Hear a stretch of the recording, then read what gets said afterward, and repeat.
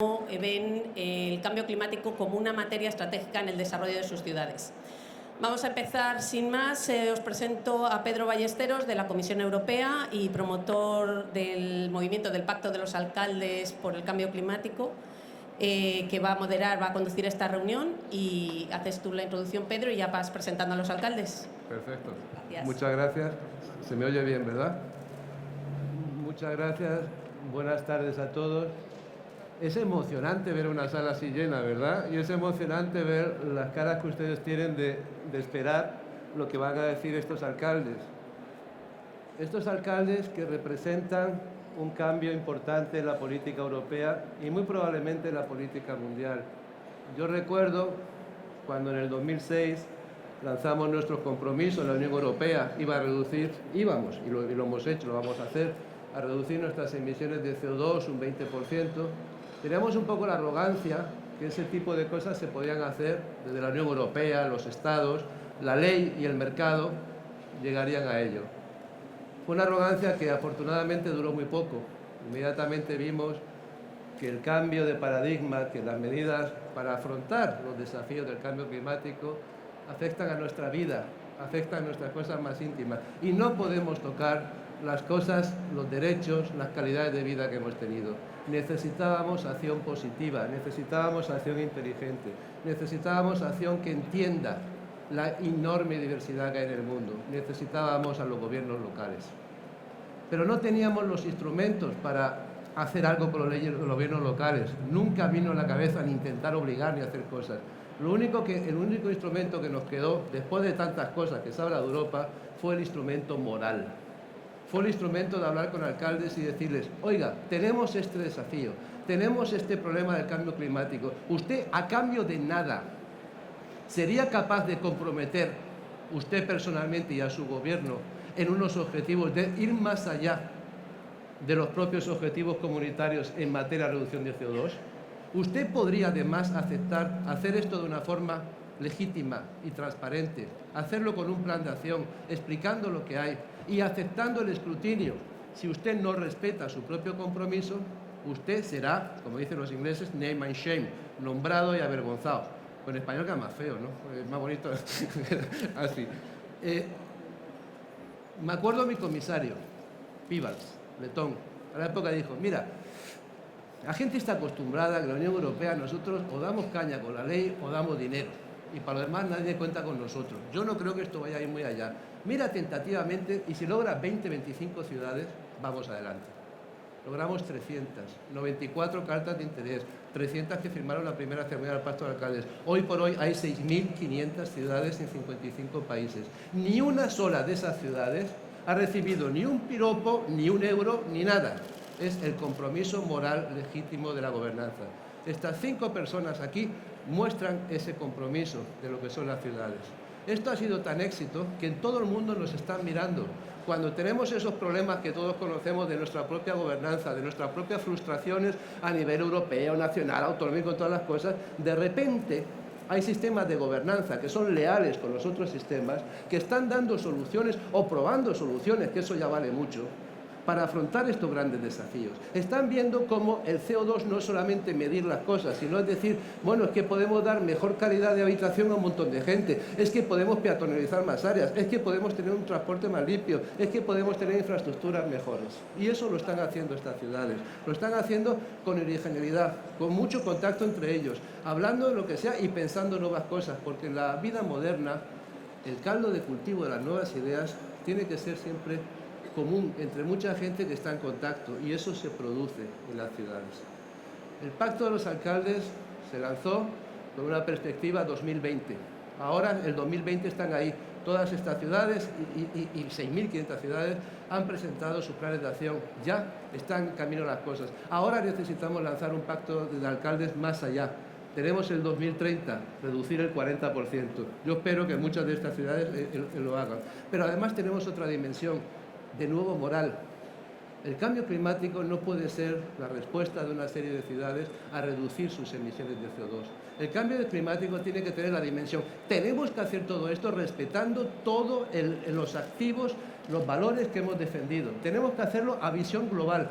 Tenemos que estar juntos con ciudades africanas en combatir el cambio climático, pero ellos no van a combatirlo reduciendo las emisiones. Ellos van a combatirlo dando acceso a la energía a toda la gente que no la tiene ahora mismo. Ellos van a permitir y van a ser tan importantes como nosotros en la lucha al cambio climático con ese otro tipo de cosas. Queremos lanzar un nuevo pacto de los alcaldes, un pacto de los alcaldes que sea mitigación, adaptación, y no la adaptación de poner diques y de otras cosas que se hace a otros niveles, la adaptación de crear ciudades de economía circular, ciudades con convivialidad, ciudades en las que se usa producto local, ciudades en las que hay espacios compartidos, ciudades en las que la ciudad es mucho más fuerte frente a cualquier accidente porque depende mucho más en ella misma y cree más en ella misma. Y queremos también ciudades en las que todos tengan acceso a la energía. No menosprecien este tema, que en España está surgiendo un problema muy grave que se llama la pobreza energética. Es un problema muy grave. Hay ya familias que están ingresando 600 euros y tienen que pagar 100 de facturas energéticas. Eso es gravísimo.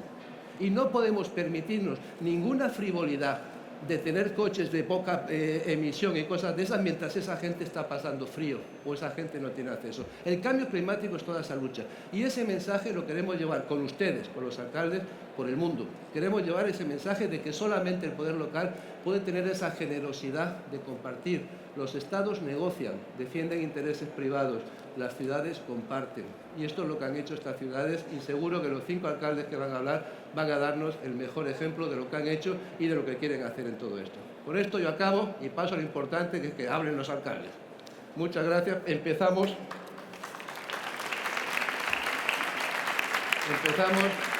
con Jesús Calderer, que es alcalde y diputado por la Diputación de Barcelona. Antes que hable él, quiero decir una cosa. El pacto de los alcaldes se llama así porque me lo mandaron que fuera así. Es un pacto de las autoridades públicas responsables. Ole, ole y ole lo que han hecho muchas diputaciones en Cataluña, en Andalucía y en muchos sitios. Cómo se ha ayudado a que no se despoble nuestro país dando servicios a la gente. Cómo hay pueblos en la provincia de Barcelona con 300 habitantes que tienen su plan de acción contra el cambio climático. Ole, porque eso vale mucho. Por favor. Buenas tardes, muchas gracias. Yo, a diferencia de estos alcaldes tan importantes que tengo a mi izquierda, os voy a hablar de la Diputación de Barcelona, de la cual soy diputado desde hace unos 3 meses, y de mi pueblo, que es Sers. Sers es un pueblo muy pequeño, a 100 kilómetros de Barcelona, que tenemos unos 1.250 habitantes. Nada, un bloque de pisos de aquí de Málaga o de Madrid, o poca cosa más. Por lo tanto, yo no voy a hablar de grandes ciudades ni de ciudades medianas, sino de ciudades pequeñas y municipios pequeños, inferiores a los 10.000 habitantes, que es un poco lo que podemos representar nosotros. En mi pueblo, el tema medioambiental está muy a flor de piel. Rápidamente os comentaré que tuvimos la primera sentencia en España por medio ambiente. Una sentencia que el director de una central térmica, la primera en España, fue en mi pueblo. Mi pueblo es un pueblo minero en el cual, como digo, hay una central térmica, hay una fábrica de cementos, hay una fábrica textil y hay un pantano. Lo hemos solucionado todo de golpe. Llegó la crisis de la minería, se acabó. Ya no tenemos problemas medioambientales, no tenemos nada. Nos ha quedado el paro. Es decir, que en Sers hemos pasado de tener mucha gente trabajando a tener mucho paro. Evidentemente no ha cerrado todo de golpe, pero ahora ya no nos queda solamente la fábrica textil con unos 40 trabajadores. En la provincia de Barcelona, estos pueblos, estas ciudades pequeñas, representan el 11% de la población, pero ocupan el 78% de la superficie. Esto quiere decir que ocupamos mucho terreno con muy poca gente. Esto, como dice el gráfico que veis, hace que cualquier plan para intentar ser eficientes energéticamente para luchar contra el cambio climático sea extremadamente caro. Como podéis ver, contra más pequeña es una población, más caro es luchar contra el cambio climático. La solución, como dice este gráfico, es simple. Todos a las ciudades, nos vamos a ir todos a las ciudades y ahí es más económico. Evidentemente esto es muy simple y lo que ocurre es que lo que tenemos que conseguir, como ocurre en la gran mayoría de provincias españolas, es que la gente viva en el máximo del territorio, como decimos a veces nosotros, haga de jardineros de este territorio. Son poblaciones agrícolas, son poblaciones forestales y al fin y al cabo nosotros somos los que recibimos el impacto de los grandes incendios forestales que cuando se producen hacen que las grandes lluvias se conviertan en torrentes importantes, en ríos grandes, llegan inundaciones como las de Francia y provoquen muertos. Pues, por lo tanto, nuestra faena es estar en estos territorios luchando para que conservemos bien los bosques, para que haya agricultura y luchando en este aspecto en el cambio climático. Es aquí donde me gustaría hablar de la Diputación de Barcelona. ¿Qué hacemos la Diputación de Barcelona? Como se ha visto antes en el gráfico, en estos pueblos implantar medidas para luchar contra el cambio climático es carísimo. Somos pueblos pequeños, ciudades pequeñas, que no tenemos técnicos, que cambiar una caldera de gasoil por una de biomasa es caro, es carísimo. Y aquí es donde entra la Diputación. La Diputación actuamos de dos maneras. Una es a través de técnicos, que lo que hacen es estudiar los proyectos de viabilidad, tanto de, como decía, cambio de calderas, cambio de iluminación, estudios a veces me va el catalán, perdonadme. Estudios del agua para ver si es viable o no hacer estos cambios. Para estos municipios es muy importante porque el reducir el impacto económico que destinamos a energía hace que podamos destinar más dinero a medio ambiente, a servicios sociales, a educación, a sanidad, y hace que la población tenga mejores servicios allí donde vive y no se nos deslocalice. Pues bien, la Diputación hace estos estudios, enviamos estos técnicos y a más hacemos aportaciones económicas para poder realizar estos cambios de energía para que salgan más económicos para los municipios. Como se puede ver como ejemplo, entre el 2011 y 2015 hemos destinado 12 millones de euros a eficiencia energética y energías renovables, que al final han generado más de 100 millones de euros. O también podemos ver cómo hemos hecho gestiones que le damos mucha importancia a través de asociaciones de propietarios forestales o agrupaciones de defensa forestal para luchar contra los incendios. Una de las medidas que más estamos aplicando es a los alrededores, sobre todo de las urbanizaciones, limpiar los bosques para luchar contra estos incendios y no tener desgracias humanas. Hace poco, no sé si lo visteis, tuvimos un incendio cerca de Montserrat, que al final no se quemaron muchas hectáreas y no hubo ninguna desgracia humana, por suerte, porque la Diputación había hecho una muy buena faena limpiando estos bosques perimetrales, reconocido por los mismos bomberos de la Generalitat, que nos dijeron que se había hecho una gran faena y que pudieron parar el fuego mucho antes de lo que ellos tenían previsto. Siguiendo con el tema de los bosques, es aquí donde hemos visto una gran oportunidad. En la provincia de Barcelona, en los últimos 4 o 5 años, hemos ayudado a poner en instalaciones municipales más de 146 calderas de biomasa, de las cuales 100 están en poblaciones menores de 10.000 habitantes, ¿no? un poco vuelvo a lo de antes, la Diputación ayuda económicamente para estos proyectos porque después ya son viables. Lo que es costoso es poner el dinero para hacerlo. Esto trae consigo lugares de trabajo, trae consigo limpieza de bosques, que la población se quede en el municipio trabajando y luchando contra el incendio. Como ejemplo final, porque no me quisiera alargar, os comentaré el caso de mi comarca, en el cual hace 3 años nos juntamos 7 municipios, que se llama la Mancomunidad de Municipios para la Biomasa del Bergadá, que somos municipios que tenemos bosque propio y vamos desde un municipio con 25 habitantes hasta la capital de la comarca, que tiene 17.000. ¿Qué hemos hecho? Primero, mancomunar todos estos bosques, que son 16.000 hectáreas. También hay unas 3 o 4.000 de la Generalitat. Y lo que hemos hecho es sacar a concurso calderas de biomasa para las 7 poblaciones, con lo cual hemos hecho mucho más atractivo el proyecto.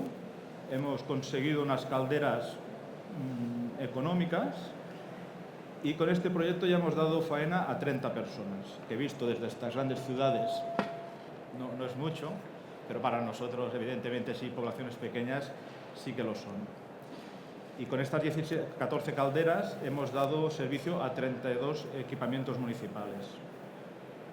Hemos hecho un segundo tema muy importante que lo estamos desarrollando, y aquí la Diputación intervino fundamentalmente, es que nosotros queríamos hacer una central para hacer electricidad. Fuimos a la Diputación y les dijimos, estudiad el tema, vamos a hacer electricidad. Ellos estuvieron estudiando el tema, hacía poco había cambiado la ley y nos dijeron, ¿se puede hacer electricidad? ¿Se puede vender? Sí, pero no lo hagáis. Legalmente no es posible. Legalmente sí que es posible, pero económicamente no es viable. ¿Por qué? Porque si tú quieres vender electricidad, a quien se la tienes que vender, tienes que tener un 51% de tu empresa. ¿No? Si el que te va a comprar la electricidad tiene el 51% de tu empresa, te va a poner todas las condiciones del mundo. Inviable. Pero después nos dijeron, hay el tema del calor. Con el calor no hay problema. Lo podéis vender, nadie pone ningún impedimento y puede ser viable. Lo que hicimos en el polígono de nuestra comarca fue ir a ver qué empresas necesitaban calor. Y nos encontramos con 2 empresas. Una es de alimentación y otra es textil. Las 2 empresas consumen 700.000 euros en gas. Claro, nosotros dijimos, vamos a hacer números. Planteemos los números, se los enseñamos a las empresas y una dijo, esto me lo hago yo, que es muy viable. Y se nos apartó. Y lo ha hecho ella, ha hecho una caldera de biomasa, una central. La segunda dijo, no, yo creo en el proyecto, creo en la comarca, os compro el producto y vamos a hacerlo. Se han juntado 4 empresas más y lo estamos desarrollando. Ya como ejemplo final, eso es que me gusta poner, es estos 700.000 euros que gasta la comarca, 2 empresas, ¿dónde va el dinero? Pues la mayoría, Argelia, que es el productor de gas. Otra buena parte se la queda, en este caso, Gas Natural, que es el distribuidor. ¿Y en la comarca qué queda? Próximo al 0. Con este proyecto, ¿qué hacemos? Los 700.000 euros quedan en la comarca cada año. El combustible sale de la comarca cada año. Los trabajadores son de la comarca, que vamos a ampliar a 40 trabajadores más. Vamos a luchar contra el cambio climático. Vamos a dar faena a toda esta gente. Y al fin y al cabo, y termino, forma parte de lo que creo que es importante hoy, es decir, se puede luchar contra el cambio climático y a la vez dar faena a las personas del territorio. Muchas gracias.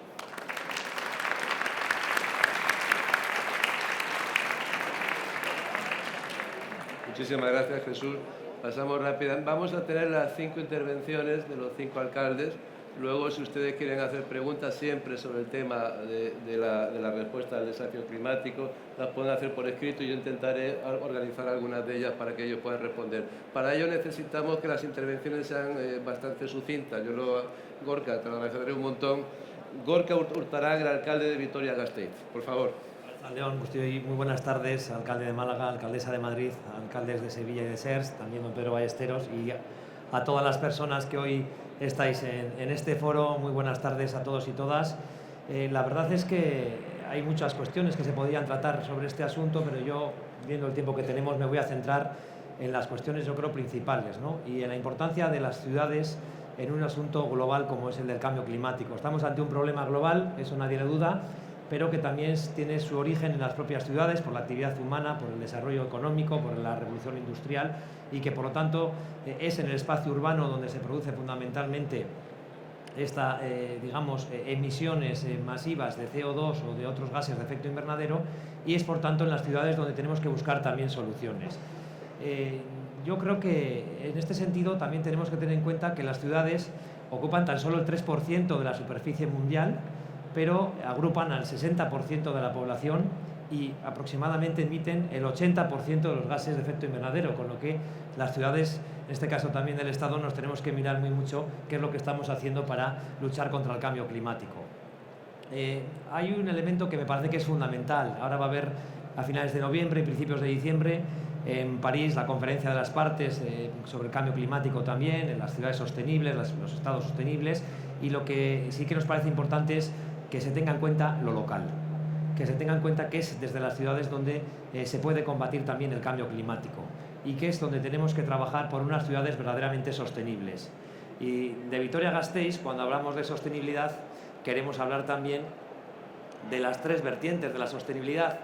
Una ciudad sostenible es aquella que también tiene una calidad de vida para todas y las personas que allí viven, que genera un desarrollo económico también con empleos dignos, con empleos estables, con empleos de calidad y que también respetan nuestro entorno natural y el medio ambiente, y que por supuesto también tiene en cuenta la vertiente medioambiental. Por lo tanto, cuando hablamos de ciudades sostenibles, tenemos que tener muy en cuenta las 3 perspectivas de la sostenibilidad: la social, la económica y la medioambiental. Difícilmente seremos ciudades sostenibles con altas tasas de paro, con empleos precarios o evidentemente con numerosas emisiones de gas de efecto invernadero u otras agresiones a nuestro entorno natural.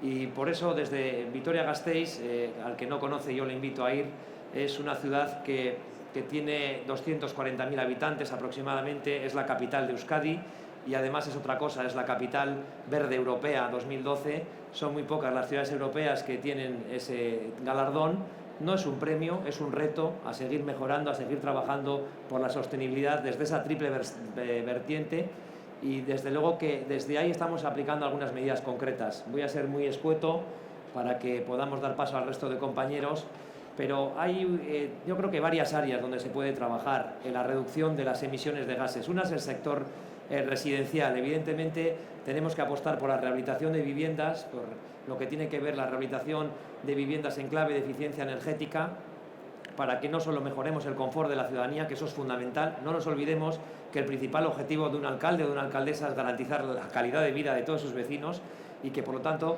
aparte de la mejora en clave de eficiencia energética y ese punto de confort, lo que hacemos es reducir también los gastos energéticos y también reducir las emisiones.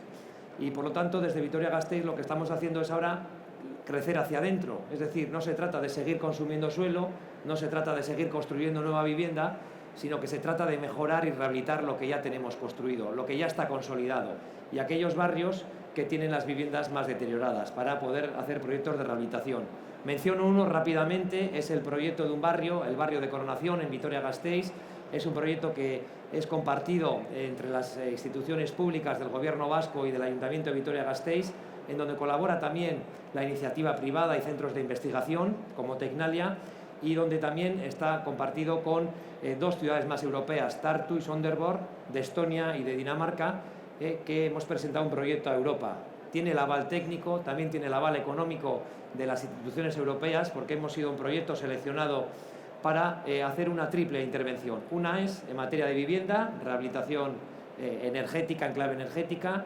Otra es mejorar la movilidad en clave de sostenibilidad, el transporte urbano, los vehículos eléctricos, la bicicleta, que es un aspecto fundamental de la movilidad en Vitoria-Gasteiz. Y otro elemento que incorpora este proyecto es la aplicación y la utilización de las tecnologías de la información para hacer eficiente el uso de los recursos, no solo económicos, sino sobre todo naturales.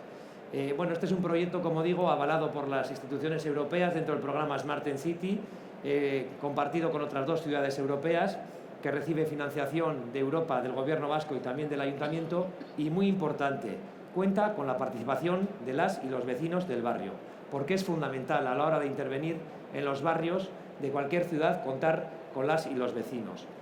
Paso a otro sector, el de la movilidad, donde entendemos que también es muy importante luchar para ir reduciendo las emisiones de gas, y sobre todo de gases de efecto invernadero, para mitigar ese impacto en el medio ambiente y sobre todo en el clima.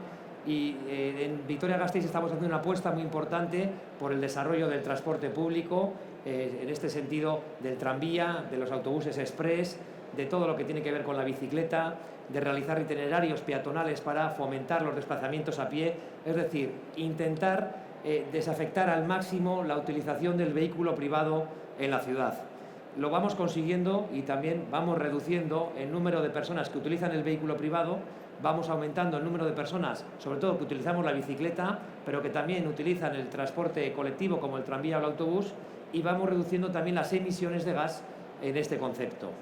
Hay otros ejemplos que podríamos poner encima de la mesa, la creación de espacios socialmente confortables, pero también desde un punto de vista medioambiental, son las infraestructuras verdes urbanas. Al fin y al cabo, con este proyecto lo que pretendemos es crear espacios verdes en la ciudad que sirvan también como sumideros de CO2 y que no requieran tanto mantenimiento como los parques urbanos.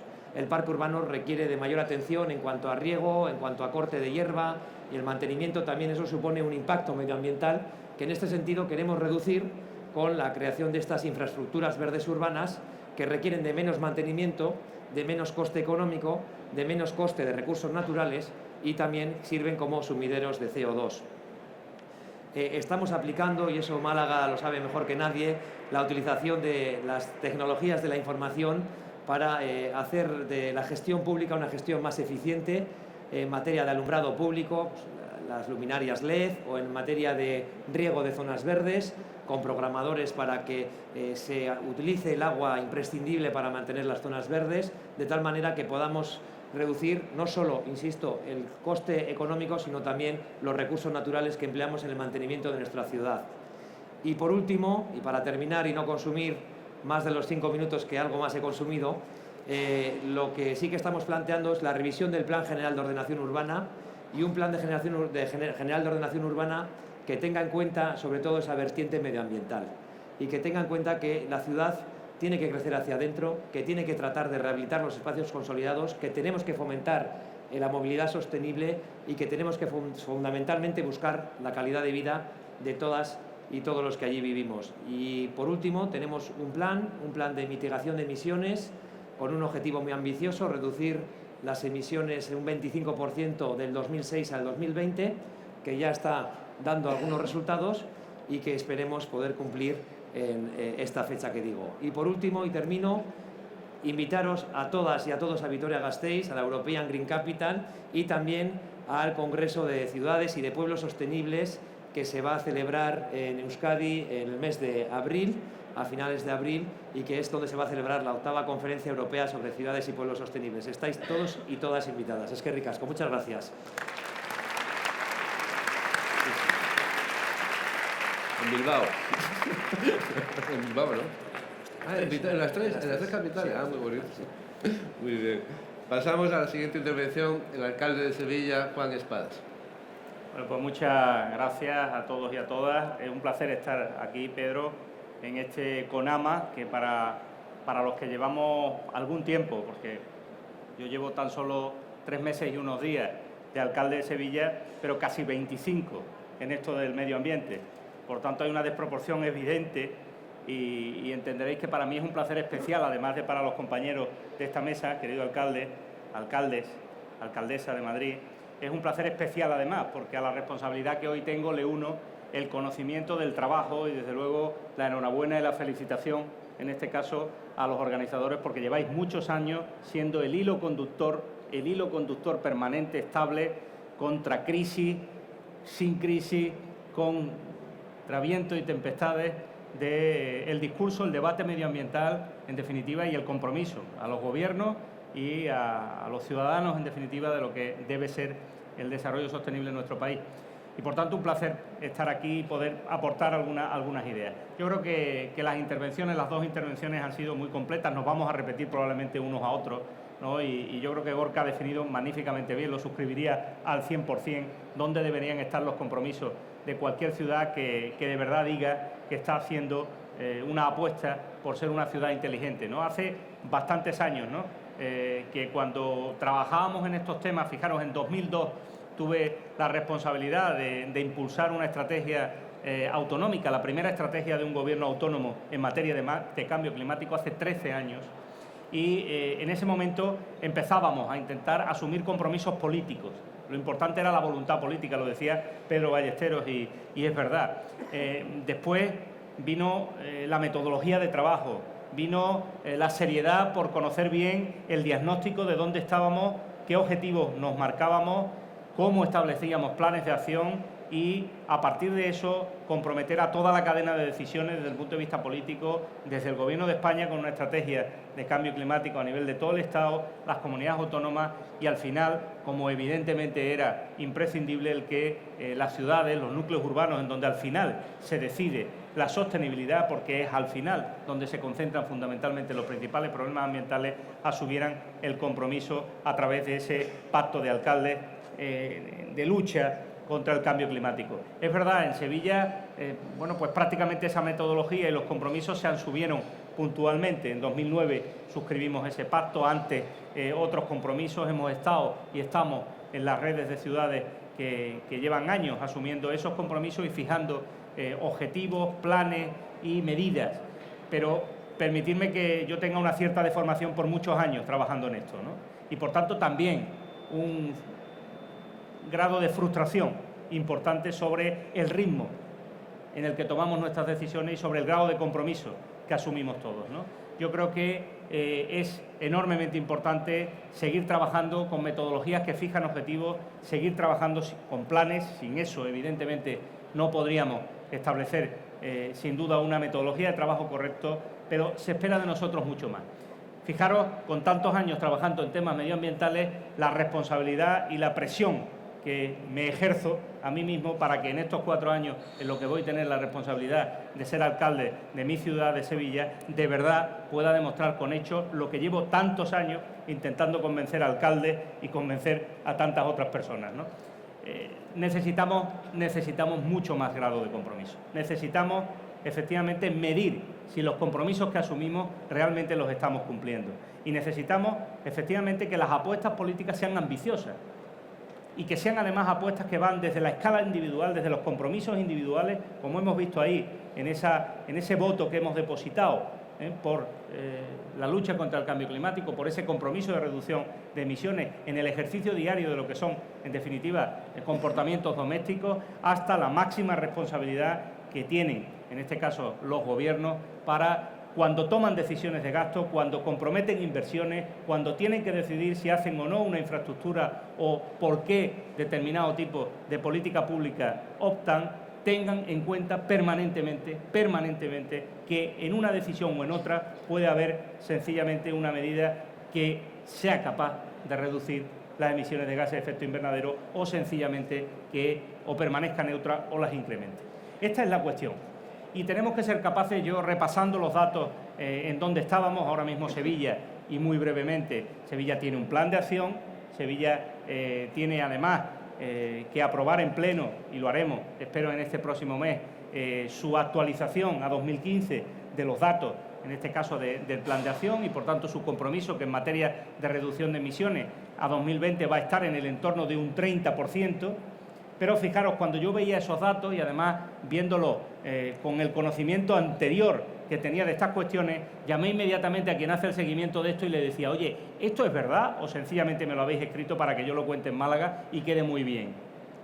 Aquí, ¿quién está siguiendo el compromiso y el cumplimiento de estos objetivos? ¿Cómo podemos medir año a año si las decisiones que tomamos en el presupuesto, las decisiones de inversión o de gasto que se toman en las empresas municipales realmente están cumpliendo estos objetivos y a qué ritmo los estamos cumpliendo? ¿O tendremos que esperar al próximo inventario de emisiones, por cierto, el último de 2007, a comprobar si hemos cumplido o no esos objetivos? Comprender que yo tenga que ser necesariamente el más ambicioso y el más exigente de esta reunión, porque no hablo solo como alcalde, hablo como alguien que lleva muchos años intentando que esto sea una realidad. Es verdad que la crisis no nos ha ayudado, es verdad. La crisis ha generado una especie de agujero negro en donde algo que habíamos conseguido, que es que estos temas estuvieran en la agenda de los gobiernos, estuvieran en el discurso de los presidentes, en el discurso de los alcaldes y en las decisiones presupuestarias y de otro tipo, de buenas a primeras en estos últimos años ha habido que empezar de nuevo a buscarlo ahí entre líneas. Pero es verdad que como el trabajo se había hecho, como los planes estaban, como los objetivos y las instituciones, en este caso, tenían claro el camino, la cuestión estaba en comprobar si de verdad se estaban tomando o no las decisiones, ¿no? Y el ritmo no es suficiente, amigos y amigas. Creo que es imprescindible que nos evaluemos y nos midamos mucho más, que nos exijamos mucho más. Por eso, al menos lo que pretendo hacer en la ciudad de Sevilla es que la senda que fijamos en nuestro plan de ordenación urbana, que era un gran plan y es un gran plan de sostenibilidad urbana, que se aprobó en 2006 y que permitió que la ciudad se transformara, se reorientara hacia una ciudad más amigable, más saludable, una ciudad que recuperó espacios públicos para el peatón, que recuperó espacios para hacer una apuesta de verdad por un transporte como la bicicleta, que nos permite situarnos en ciudades de referencia que utilizan ese sistema de transporte como transporte alternativo al vehículo privado, se convierta además en una ciudad en la que de verdad las instituciones, de verdad los ciudadanos nos comprometamos individual y colectivamente en todas y cada una de las cuestiones que puedan conseguir una reducción de esas emisiones de gases de efecto invernadero. Si consiguiéramos el objetivo, yo supongo que Pedro estaría encantado. Ya nos habíamos situado en los objetivos casi de 2030. En 2012 nos fijamos un objetivo en torno al 28 y me decían que incluso podíamos estar en el 30. Es verdad que las empresas municipales en Sevilla y, por ejemplo, la empresa de agua, de residuos o de gestión del transporte público están haciendo un esfuerzo, como decimos allí, a la chita callando, que dará sus resultados, pero también es cierto que es necesario aplicar mecanismos y elementos de innovación y apuestas quizás más fuertes. Apuestas más fuertes que llevan también compromiso político que a veces es difícil explicar. Yo me he tirado de los 4 años en la oposición, en los que he estado 2, intentando explicar si necesitábamos o no un puente para intentar resolver un problema de movilidad. Y al final han tenido que ser las elecciones las que consigan que no hagamos ese puente, porque creía sencillamente que no resolvíamos un problema de movilidad y sí, evidentemente, no contribuíamos a la lucha contra el cambio climático. No solo no resolvíamos un problema, sino que además lo agravábamos. Este tipo de cuestiones básicas que la gente que llevamos en medio ambiente mucho tiempo, ¿no?, empezamos con aquello de la evaluación de impacto ambiental y que ahora estamos donde estamos, sin duda son elementos importantes. Pero esto a veces no se entiende bien. La ciudadanía tiene que incorporar en el lenguaje habitual el que cada decisión, insisto, de gobierno o individual, tiene un resultado desde el punto de vista de esta lucha. Y esta lucha ya no es una lucha en la que veremos si nos tenemos que batir o el cobre no. Esta ya es una guerra que es nuestra guerra y que tiene efectos ya. Estaba hace una semana en Washington en un programa muy interesante del Banco Interamericano de Desarrollo de ciudades emergentes y ciudades sostenibles, en las cuales se fijaba claramente en esas ciudades el gran problema de las ciudades secundarias, como ellos se llaman, el problema de las personas y el problema de los seres humanos, que es el problema del agua, el problema de la alimentación, el problema de los suministros, como decía Pedro, ¿no? Ese tiene que ser el eje central a la hora de decidir que estas cuestiones, la política de cambio climático es una política de Estado y es una política que va directamente dirigida a lo más importante, que es el ser humano. No es una política complementaria ni es una política de la que podríamos prescindir si hubiera otras prioridades. Es la prioridad y es tan sencillo como entender que en cada decisión podemos tomar A o B, pero generalmente cuando tomamos la decisión que piensa en los efectos en materia de cambio climático, toma la decisión más inteligente, probablemente la económicamente más rentable a medio y largo plazo y seguro la socialmente más responsable y más justa. Por lo tanto, creo que es nuestra obligación, y por eso agradezco a CONAMA que no desfallezca en el esfuerzo. Creo que permanentemente tenemos que asfixiar, atosigar y estar pendientes de las decisiones que toman nuestros gobiernos. Solo si notamos el aliento del ciudadano y las exigencias de los ciudadanos a la hora de tomar decisiones, tomaremos las decisiones correctas y no exclusivamente las decisiones que a veces parecen las políticamente más rentables. Muchas gracias.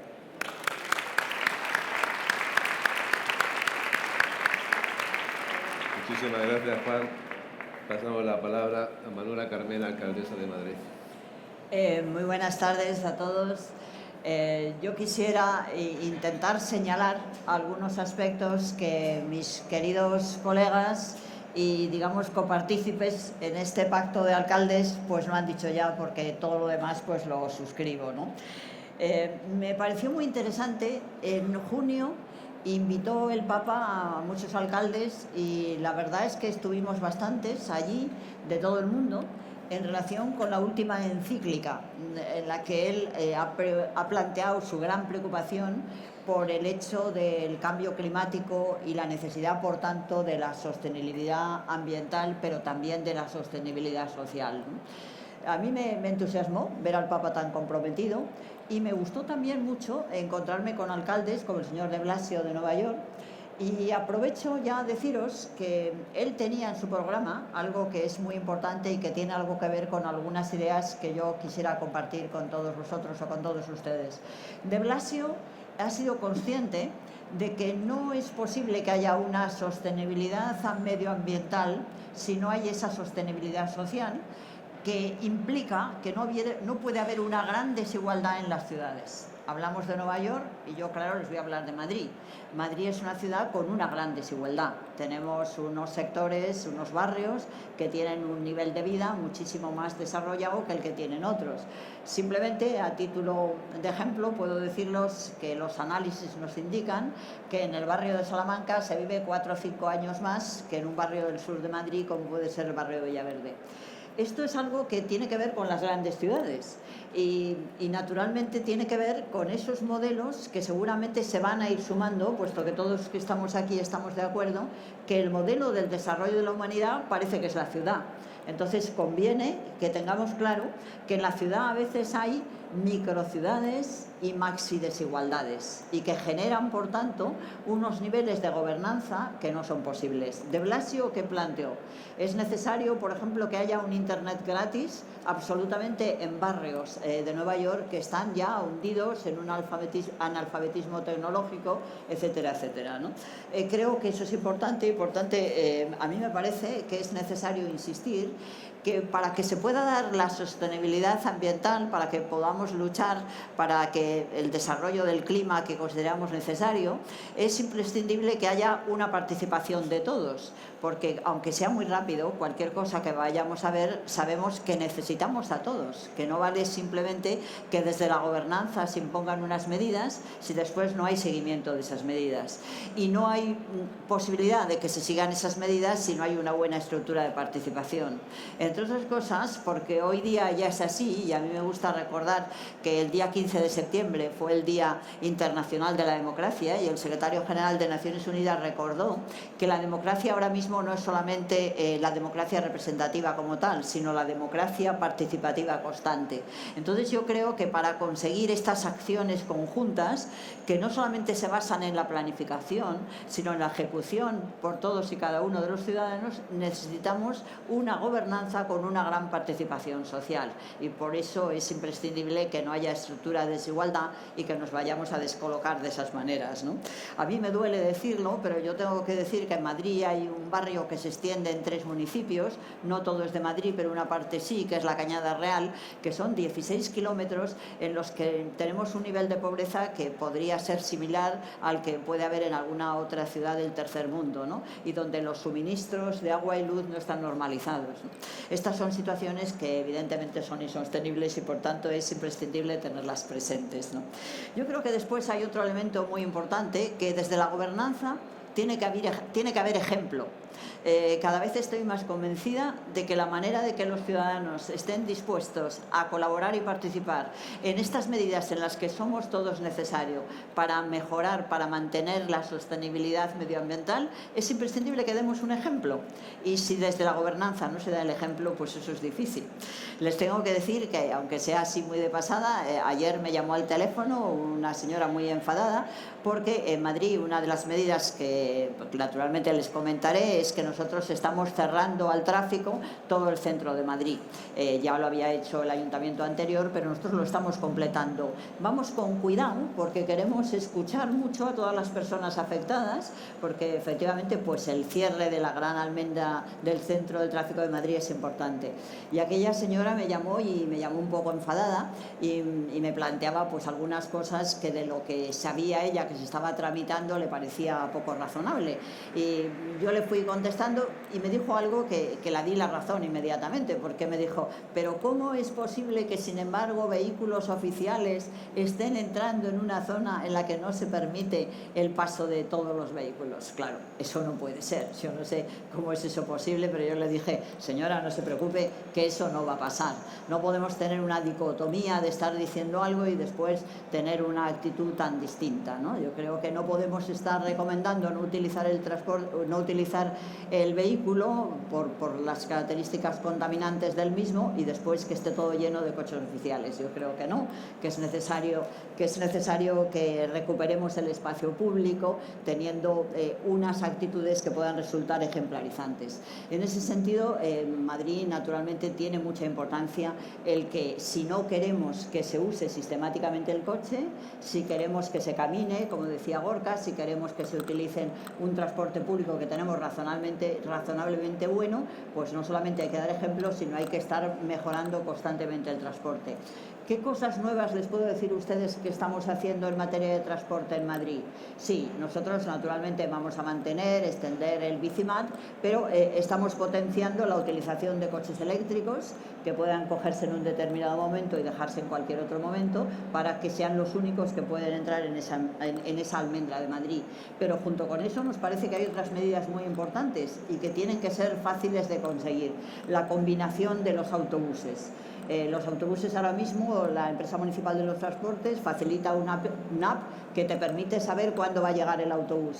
Pero si tienes que hacer 3 conexiones, de nuevo recuerdo, Madrid es muy grande, necesitas que el primer autobús esté conectado con el segundo, porque si no el tiempo que no pierdes en el primero lo vas a perder en el segundo o el tercero. Estas medidas estamos utilizando, estamos buscando bonos únicos que puedan valer para todos los transportes, mejorar todo ese tipo de sistemas, tarjetas únicas y también intentando poner en marcha pues algunas nuevas medidas como los bonos para los taxis, para que puedan bajar los precios de los taxis y pueda permitir el que se pueda hacer una utilización más habitual para esas zonas en las que queda verdaderamente fuera la posibilidad de la utilización del coche. Hay otras medidas que no se ha hablado aquí que a mí me parecen muy interesantes porque son todo lo que hacemos nosotros en relación con el reciclaje y cómo estamos elaborando los residuos de la basura.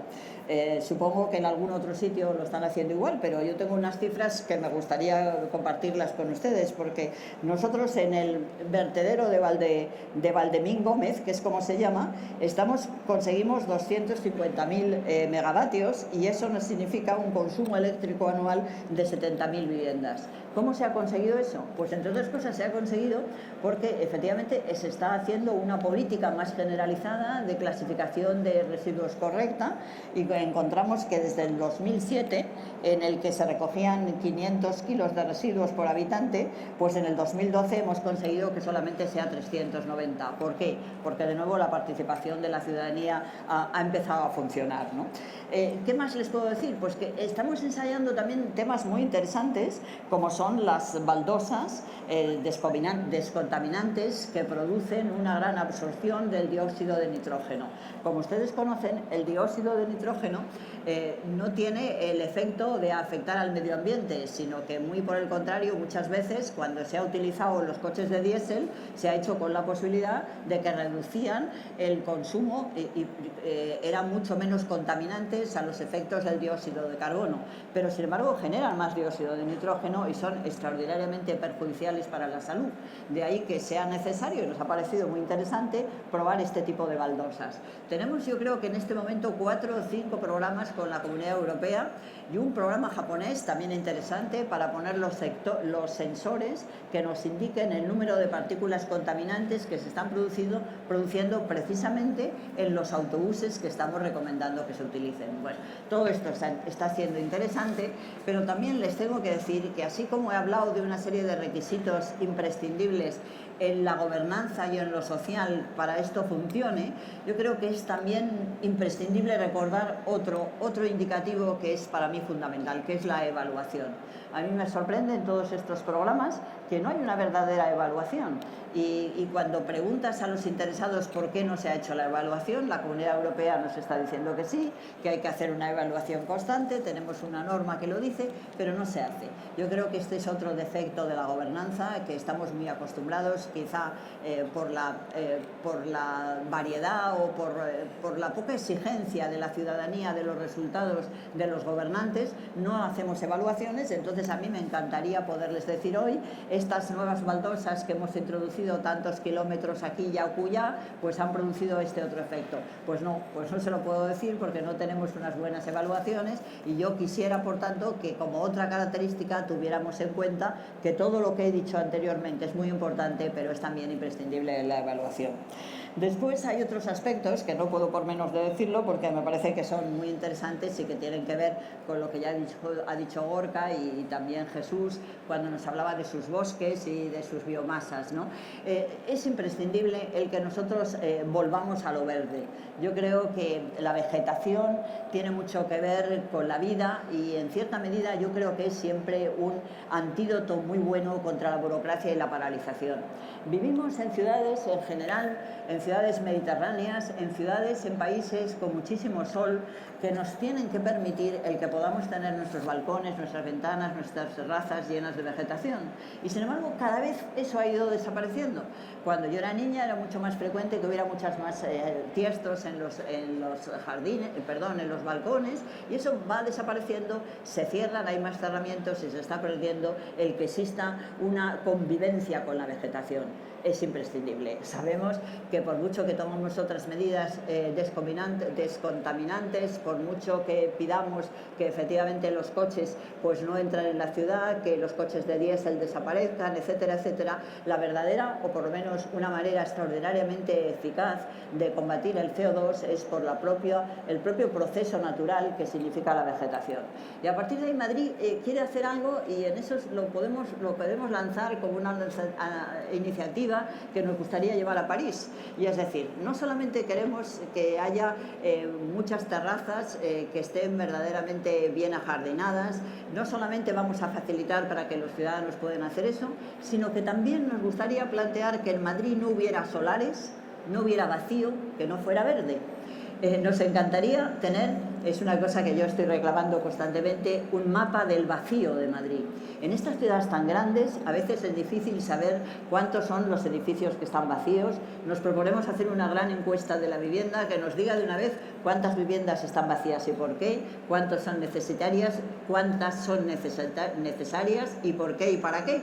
Pero también queremos saber ¿cuáles son los locales que están vacíos? ¿Por qué y para qué? Bueno, pues en cierta medida nos parece que con esta iniciativa que estamos debatiendo podemos conseguir muchos objetivos.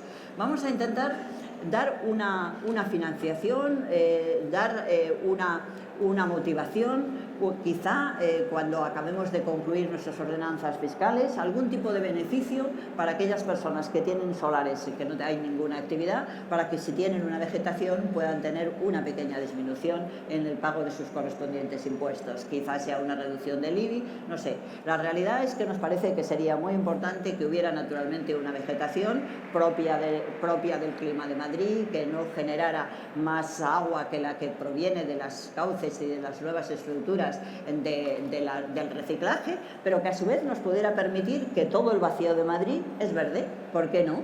Yo creo que eso sería, primero, una imagen extraordinariamente positiva, y yo creo que sería muy ejemplarizante para seguir con esa conducta que yo creo que es tan imprescindible si queremos conseguir que nuestras ciudades sean de verdad el adalid y la promesa de que se puede cambiar, el planeta y de que podemos mejorar nuestras condiciones medioambientales. En ese sentido, yo creo que es necesario generar muchos estímulos y mucha reflexión. Y voy a concluir con algo que a mí me parece importante y que tiene de nuevo que ver con nuestras actitudes individuales, que son muy trascendentes. Decían mis queridos compañeros de Pacto de Alcaldes que hemos ido todos y hemos depositado en el buzón que teníamos a nuestra posibilidad de CONAMA nuestros propósitos y nuestros compromisos. Pues a mí se me han quedado cortos, porque yo pienso que hay unos compromisos que me parecen muy importantes. Y yo, cuando estoy en mi ayuntamiento, a veces digo, pero ¿por qué tenemos tantas luces encendidas en los despachos? La verdad es que Madrid es una ciudad muy luminosa. Tenemos ventanas, los días son largos. ¿Por qué utilizamos tanto la luz eléctrica? Primera pregunta. Segunda pregunta, ¿por qué tantas veces salimos de una habitación, de una oficina pública y no apagamos la luz? ¿No sería mejor hacerlo así? Y una última pregunta que a mí me ha sorprendido que no esté entre los compromisos que nos ha planteado CONAMA, y es, a mí me parece muy importante que reflexionemos si tiene sentido el que tengamos unos trajes de etiqueta, fundamentalmente los caballeros, que están absolutamente reñidos con el clima. Yo recuerdo, y lo he contado en varias ocasiones, cuando yo era vocal del Consejo General del Poder Judicial, que allí nos reuníamos todos los vocales en una gran habitación en la sala de juntas, y nada más llegar éramos muy pocas las mujeres vocales en aquel momento, eran más nuestros compañeros hombres, ellos iban todos con el traje, la corbata, los calcetines, los zapatos. Estábamos en agosto y se ponía la refrigeración absolutamente heladora. Las chicas, sobre todo yo, que iba normal con mis sandalias, pasaba un frío terrible y lo primero que hacía era apagar siempre. Pero claro, venían los de las corbatas, los de los trajes, y volvíamos otra vez a estar en el mismo momento. Es que a nadie se le ocurre que no hay que cambiar definitivamente esa absurda moda de que los caballeros, los señores, los varones, los amigos, vayáis vestidos en verano como si no fuera verano. En fin, pequeñas cosas, pero yo creo que nos deben ayudar a pensar qué hermoso, qué bonito es que podamos mantener unas ciudades que sean emblema del clima que queremos para todos, y qué claro es y qué necesario es que sin la actitud individual de todos nosotros no lo podremos hacer. Nada más, muchas gracias.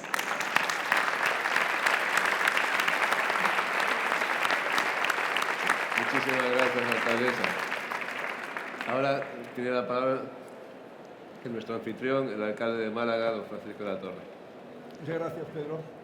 Muchas gracias, es un placer estar aquí acompañando a estos alcaldes de prestigio, de ciudades importantes, una diputación importante. Barcelona, como diputación, ha tenido un papel muy decisivo en muchas de estas cuestiones, y para mí es un placer intervenir también en este foro sobre el compromiso de los ayuntamientos de las ciudades con el clima, ¿no? Estoy muy de acuerdo con Manuela Carmena, permíteme, alcaldesa, en que tengamos que hacer un compromiso individual, tiene que ser así.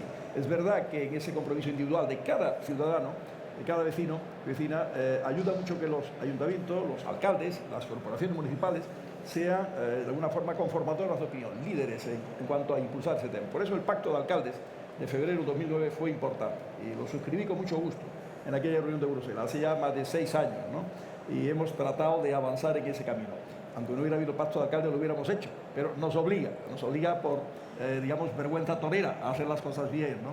Y creemos que es una contribución que cada ciudad viene haciendo al ahorro energético y, por tanto, a frenar el cambio climático, pero también se trata, efectivamente, de dar mensajes que ayuden. Cuando nosotros hemos hecho reducción de flujo, intensidad de flujo en la iluminación, y hemos conseguido un ahorro de un 27% en la factura eléctrica en la ciudad, la gente se da cuenta, la gente es tonta y lo valora, no protesta. Rara vez algún vecino me ha dicho, hombre, quizás han pasado ustedes, tienen que no bajar tanto, ¿no? Porque cuando hay poco tránsito peatonal llegamos a reducir hasta un 40%, inclusive la intensidad de flujo. Cuando la gente sabe que estamos cambiando lámparas de menos potencia, también capta el mensaje. Cuando la gente ve que estamos poniendo lámparas LED, lo ve también, y eso puede seguirse, digamos, ese camino. Cuando los ciudadanos perciben que en los edificios municipales instalamos medidas, en fin, equipos domóticos que permiten que la luz se apague cuando se abandona, a los pocos segundos abandonar una habitación, pues eso lo nota y dice, hombre, pues yo en casa también lo puedo hacer y ahorro energía, a lo mejor no había pensado en ello. Y los chicos de las escuelas, porque además el consumo eléctrico, queridos compañeros, lo pagamos los alcaldes, al menos en los municipios de régimen común es pagado por el ayuntamiento. Y es importante ese ahorro. Y hay un mensaje educativo, cuando hacemos mensajes para que el agua también se consuma menos en las escuelas, porque esa factura de agua no solamente es el agua, es la energía de preparar el agua y de depurarla después, que es muy importante. De toda la factura nuestra de energía, tanto el tema de iluminación en la calle como la de nuestra empresa de agua son lo más importante. Los edificios menos, pero hay que hacerlo, porque tiene un efecto ejemplificador y además nos ahorra energía. Nosotros lo hemos aplicado a estos temas de ahorro en los edificios, ahorro en las calles, en la iluminación, también en los residuos. En los residuos tratamos de aprovechar la energía, efectivamente. Nosotros tenemos un porcentaje muy importante de todo el consumo eléctrico público municipal, casi la mitad es producido, sería compensado por la producción eléctrica que hacemos en biogás, en vertedero de sólidos, como también en la planta de cogeneración que tenemos en la de residuos de la planta de depuración de agua, ¿no? Son balances que son interesantes de plantear. Y luego una política de apoyo a todo lo que sea ahorro en los edificios. Arquitectura bioclimática, hemos impulsado una barriada que es bastante ejemplar, una barriada nueva Soliva con mucho aprovechamiento del aire, buscando lo que es el ahorro pasivo, ¿no? La construcción con un sentido que está muy de actualidad en Europa. Hoy en Europa, además de los espacios vacíos, alcaldesa, plantean también, como sabes, las cubiertas vegetales de los edificios, creando nuevas zonas verdes y creando un aislamiento térmico, con lo cual hay un doble efecto desde el punto de vista de este objetivo común que nos une a todos, ¿no? Ahí tengo muchas esperanzas, tenemos esperanza en que en los nuevos tiempos la Unión Europea aborde apoyos importantes para que los edificios, la idea de rehabilitación que decía el alcalde de Vitoria, podamos plantear barriadas de hace 40, 50, 60 años, donde estos criterios no se tenían muy en cuenta, se puedan plantear medidas de aislamiento. Bien, es verdad que el clima de Málaga, quizás a Sevilla también le pasa, aunque en verano por exceso no necesita mucha protección respecto al frío, etcétera, ¿no? Pero no viene mal tener ahorro también en esa materia. En definitiva, nuestro balance no es malo, puedo dar luego los números para que tengáis una idea de dónde estamos en este camino hacia el 2020. Vamos a cumplir con creces, igual que Sevilla hablaba de ello, el objetivo del 20% y podemos plantear que para el 30 pueda ser el 40%. Creo que no es un objetivo inalcanzable, ni mucho menos, ¿no? Pero es evidente que caben hacer muchas cosas. Nosotros, todo lo que sea prestigiar el transporte público, potenciarlo, todo eso supone ahorro energético, menos contaminación, menos tonelada equivalente de petróleo, menos emisiones de CO2 que van a la atmósfera, ¿no? Cuando en Málaga hace muchos años se puso la tarjeta sin contacto en marcha, dimos más agilidad al transporte público. Fue el camino de la modernización de la MT. Hoy tenemos información, efectivamente, y aplicaciones en móviles para saber en qué momento llega el vehículo a la parada. Estamos animando a que la gente use el transporte público, haciéndolo más cómodo, ¿no? Y orientando también para encontrar la plaza de aparcamiento, los aparcamientos de rotación, inclusive en la zona azul, está sensorizada y puede también evitar un tráfico ahí de agitación importante. O sea, medidas en el tráfico para facilitar el ahorro en el vehículo privado, para estimular el transporte público, para que haya más carriles bici. O sea, Sevilla ha hecho una política importante, nosotros estamos aplicándonos a ella, conseguimos ahora ver vía junta algunos fondos europeos, a ver si nos llegan y damos un gran paso adelante y llegamos a los 100 kilómetros de carril bici. Hay que hacer la convivencia entre la bicicleta y el peatón más fácil, más segura. Y luego, en materia de vehículos privados, hay que dar un gran impulso al vehículo eléctrico. En Málaga, gracias a una serie de coincidencias y de empresas y de iniciativas, yo quiero ahí citar a Endesa porque jugó un papel importante en el Smart City Endesa del año 2009, que generó toda una mentalización de ahorro energético en las redes inteligentes y los contadores inteligentes. La gente de esa zona sabe que antes se empezaron ya a plantear las horas en que vale la pena usar la energía, otras en que es mejor no usar energía, y podía saber en tiempo real cuál era el consumo que tenía su casa como unidad de consumo eléctrico, ¿no? Al mismo tiempo se empezó a hablar del proyecto Sentuol con la empresa japonesa, el gobierno japonés. Eso nos permite tener un banco de pruebas, un laboratorio urbano muy interesante que está a disposición de todos.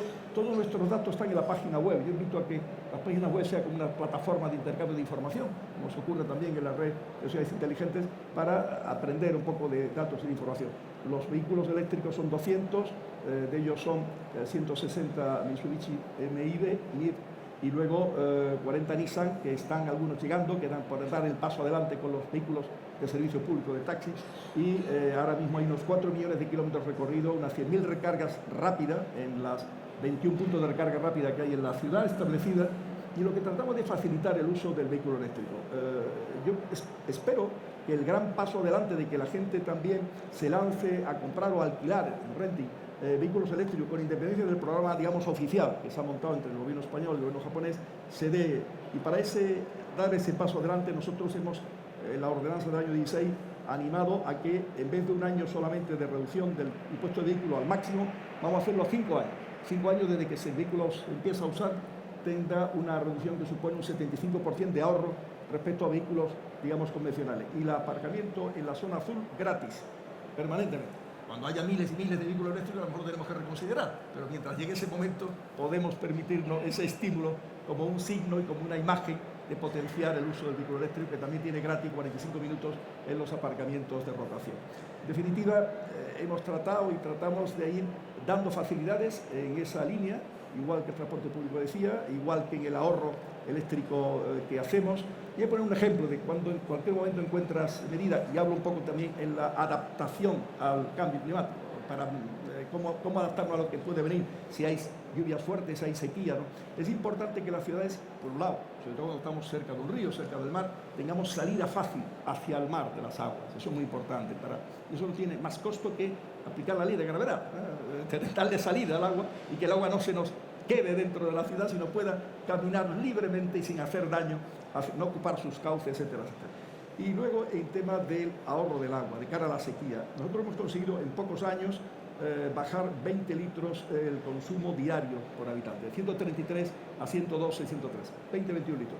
Eso supone, hacía el cálculo hace unos minutos, 4 millones de metros cúbicos al año, que para una ciudad como Málaga está muy bien. En 5 o 6 años son pues 20 y tantos millones de metros cúbicos, es la mitad casi del consumo anual. Te da una capacidad de aguante, de resiliencia, de resistencia y de recuperación, caso a sequía, que aquí estamos muy concienciados porque en los años 90, a mitad de la década, hubo una sequía muy fuerte y la única agua que teníamos era el agua salada, salobre esa palabra, del embalse del Guadalhorce. Por eso hemos puesto también una planta de desalobración de agua en el Atabal, que nos permite que aunque no tengamos más que esa agua, mezclándola con agua de pozo y tal, si tiene 7 gramos de sal por litro o 8 gramos, la convertimos en agua destilada, un agua mejor que la de botella, que es perfecta la que tenemos hoy en la red en Málaga, ¿no? Eso ha sido un cambio muy importante, nos da una gran capacidad de aguante, el menor consumo y el haber hecho esa actuación en materia de desalobración. Lo digo por una de las cuestiones que Pedro nos invitaba a contestar.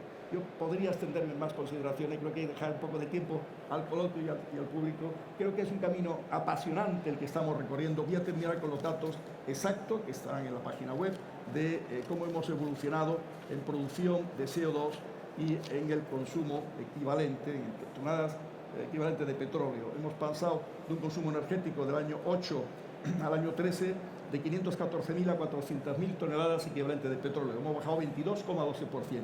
Y en la emisión de CO2 del año 8 a 13, en 5 años, hemos pasado de 1.900.000 a 1.560.000 toneladas equivalentes de CO2. También una bajada de algo menos del 20%. Hay el sector transporte, administración pública municipal, sector servicios, sector residencial. No quiero cansarlos con números, más o menos los porcentajes son equivalentes. Quizás en el sector residencial es donde menos ha bajado, la reducción es menos, un 12%, 11%, y quizás ahí donde la inercia de la costumbre particular de cada familia es más difícil el cambio. Hay una cuestión de matiz respecto a la crisis. Estoy de acuerdo con el alcalde, mi compañero y querido amigo, alcalde de Sevilla, en que la crisis ha puesto quizás de prioridades en la salida de la crisis, la recuperación de la economía, estos temas han podido quedar detrás. Pero en esta estadística jugamos con una ventaja. La crisis nos ha permitido que tengamos hoy menos tráfico, o haya habido menos tráfico, y también menos consumo, en alguna medida, de elemento transporte, en el transporte, el tráfico privado. Eso es una realidad. No lo olvidemos de cara al objetivo del año 30, que ahí nos jugaremos, espero, con esa ventaja, porque sería mala señal. Tenemos que jugar a que sea un escenario de normalidad y de brillantez económica que debe ser compatible con el aspecto también ambiental. Pero estoy muy de acuerdo y termino con que no cabe hablar de sostenibilidad ambiental sin que al mismo tiempo se trabaje en la sostenibilidad económica y la sostenibilidad social. Nosotros tenemos partida en EMASA para garantizar que el pago del agua de aquel que no puede, y tenemos llegado a un acuerdo y un acuerdo de pleno para entablar negociaciones, Pedro Méndez me sonríe, con las firmas, las compañías eléctricas, para que el tema de electricidad también nunca haya cortes, tengamos un diálogo y una capacidad de respuesta desde el ayuntamiento. Con sentido de responsabilidad por todos, también del que tiene problemas, porque todo tiene que ser responsable. No cabe decir, como me lo van a pagar, yo no pago, es evidente, pero jugando con responsabilidad y al tiempo con sensibilidad social, hagamos que todos podamos acceder al agua, energía, servicios básicos y tengamos siempre el principio de la sostenibilidad amplia y general e integral que todos hemos coincidido. Muchas gracias a todos. Muchísimas gracias, alcalde. Me está indicando la organización que estamos tardísimo.